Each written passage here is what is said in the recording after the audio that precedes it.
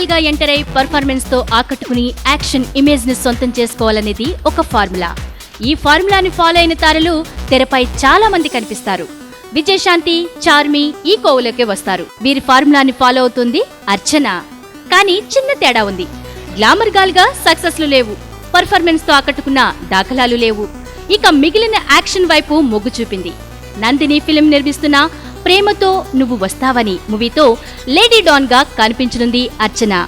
భారీ ఫైట్స్ తో పాటు భారీ లవర్ కృష్ణుణ్ణి వెంటేసుకుని మరీ సరికొత్త వినోదం అందించేందుకు సిద్ధమైంది.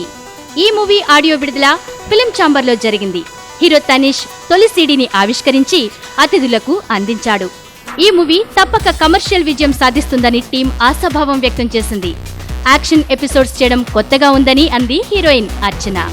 దర్శకుడు తోట కృష్ణ, నిర్మాత ఎస్వి రావు. ఫైట్ సీక్వెన్సెస్ కి I had to struggle a little bit more. So నేను పర్సనల్ గా ఫైట్స్ అనేది ఒక హీరో ఎంత కష్టపడతారనేది అప్పుడు తెలిసింది. సో బట్ ఐ పర్సనలీ చాలా ఎంజాయ్ చేశాను ఆ ఫైట్ సీక్వెన్సెస్ చేసేటప్పుడు. ఇప్పుడు ట్రైలర్ చూసేటప్పుడు నాకు చాలా టెన్షన్గా ఉంది. Oh my god, how will people receive అనేది. సో చాలా ఈగర్గా వెయిట్ చేస్తున్నాను. ఒక ఇంటెన్స్ పోలీస్ ఆఫీసర్ పాత్ర నాది. So in order to safeguard my nation and as a police officer నా డ్యూటీస్ ఫుల్ఫిల్ చేయడానికి అసలు ఈ స్టోరీ ఎలా మలుపులు తిరుగుతుంది అనేది ఈ శివంగి సినిమా.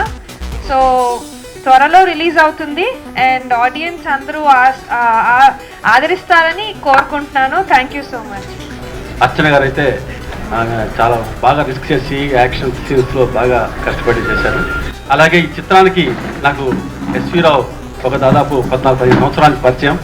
అతను కూడా ఈ చిత్రానికి పూర్తి సహకారం ఇచ్చి ఎంతో ఈ సినిమా ఈరోజు ఇలా బాగుందంటే ఆ ప్రొడ్యూసర్ ఎస్వి రావు ఇచ్చిన సహకారం వలన ఈరోజు అందరికీ హ్యాపీగా ఉంది, నాకు కూడా చాలా హ్యాపీగా ఉంది.